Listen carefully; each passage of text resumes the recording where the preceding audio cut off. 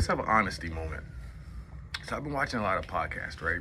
And I realized these podcasts, a lot of people from my area, the East Coast, New England, we have a personality, we have a mentality where you look at us too long, we like, what you looking at, nigga? Like, what the fuck? Then we also have the personality of when we feel bad energy, we go stand up to it. Like, what's up? Like, that's just how, you know. And I've been getting away from that here, because I knew that that's not a good way to do things because I am an intimidating person. I am a big ass dude. And, people ask me all the time, they're like, why you should be doing this, you should be doing that. And I realized a lot of the times it wasn't my attitude, it was just my energy.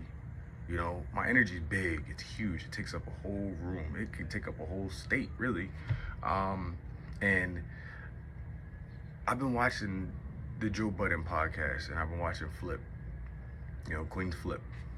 I've been watching him since the Navy, and I always thought he was really obnoxious, and he was just, and then I started realizing, damn, dog, that's a lot of you. That's how you get when you drink, or you just aggravated, the nagging that you were going through, being brainwashed and told to do things that you really didn't want to do. You knew what your purpose in life was at a young age, and you got off of that. And I watch, Vince Staples, and I see this dude from Compton, and it's just mind blowing to see how he can politically correct speak, but also keep it with his slang and speak the way he speaks. And the two people have come together in a podcast, and it changed my whole perspective of everything because I told myself to stay true and be righteous. Stay righteous to you and all the things that you think are how life and the world should move. And you probably are right, but watching their maturity made me realize that sometimes you have to say it in a different way. You have to handle your energy in a different way. You can't let people just know that you're aggravated or you're mad without portraying it or explaining it the proper way. And I really look up to those two because of the way that they have been able to make it so far due to the way that they speak, and they're able to adjust on the fly. And especially Queen's Flip.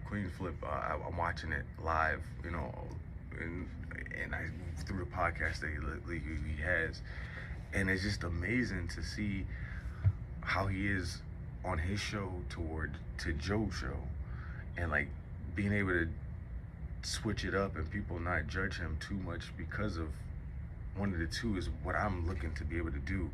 Like, I want to be the fool that I want to be, you know what I mean? I don't really care for the whole drinking thing, but I would love to be able to get drunk and just say dumb stuff, you know what I mean? Just joke around with people. But I understand that it may be intimidating to people. And you can't just say everything that you think.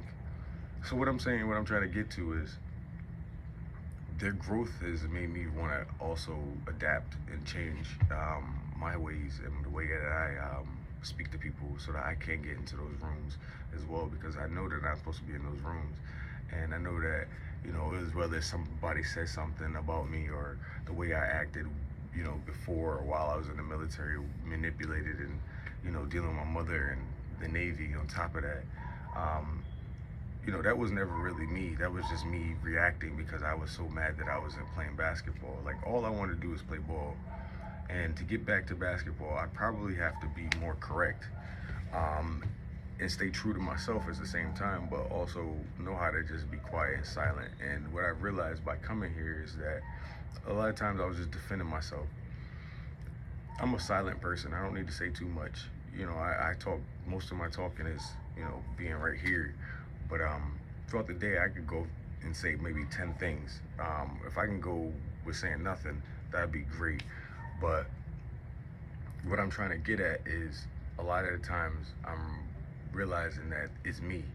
It may not be something I'm trying to do, but it's something that I'm doing. to make people uncomfortable and not put me in those rooms and not have the accounts that I should have. So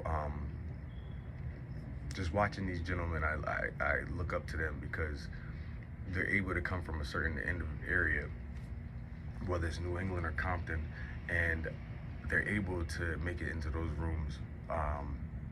And I really, that's what I'm trying to do. I'm trying to be able to articulate myself the way that Vince Staples does, and I'm also trying to articulate myself in my character the same way that Flip does. So I'm learning. I'm learning as I go. Excuse me, but I'm getting there, and as the pain goes away, the maturity comes into play. I ain't mean to rap much, boy. You know what I mean? Anyway, I love y'all, and I just want to put that out there. That a lot of times, it's the people that you're around, your environment, but also it's how you treat people. It's your energy, and you may not mean to do it, because I've never meant to come off as a jackass to anybody, unless I was drinking or whatever, and that's why I let that go. But I was dealing with stuff way deeper than I ever understood, and they're dealing with stuff way deeper than I could understand and I've ever been through, and they made it to where they are. Maybe I should do some adjustments, make some adjustments to get myself into those rooms as well. But that's also why I have you guys. Keep me accountable, tell me when I'm wrong, but I'm learning as I go.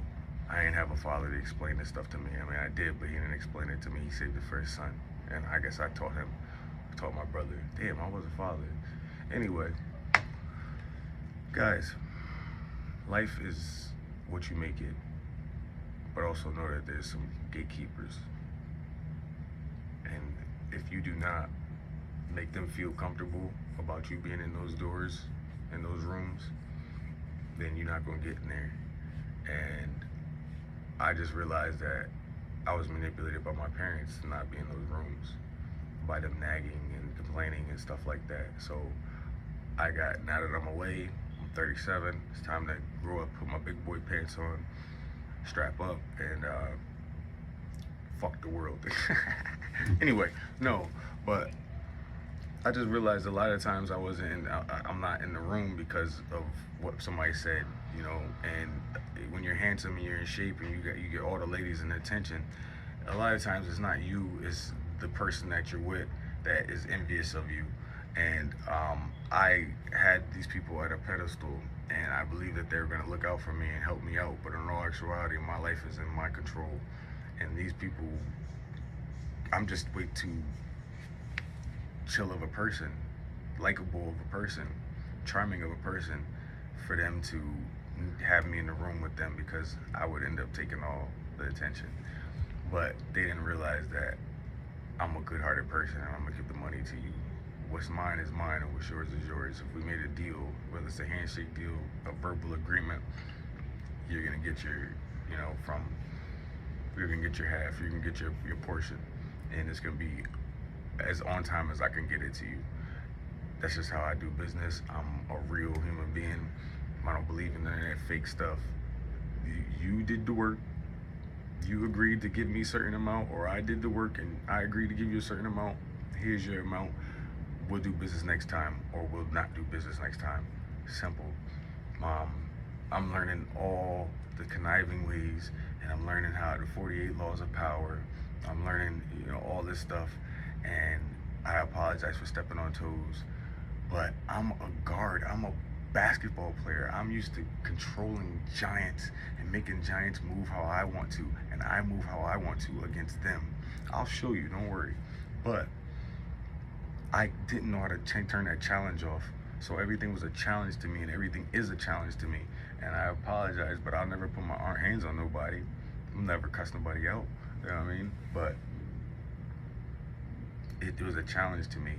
And the manipulation made me look at everything as a challenge and say that, and I saw them as my parents instead of the person that was actually in front of me. And that caused me not to be in a lot of rooms because people were intimidated. Yes, he plays basketball well. Yes, he has the perfect, and maybe I'm just moving myself before the situation pops off. And And that's the case a lot of the times. I can honestly tell you that. A lot of times, if you just stay fixed in one place doing what you're doing, somebody's gonna come find you no matter where you are. You could be in the gutters, you could just be shooting, you could just be ice skating, whatever you're doing, somebody's gonna find you. Trust me, especially with all this internet. Like, I know if I keep on talking about basketball, I keep working on my body, I keep posting it on live, somebody's gonna see it. Somebody's gonna put me in the position to get back on the court when the time is right. So I'm gonna keep doing my work, and I'm gonna get us there.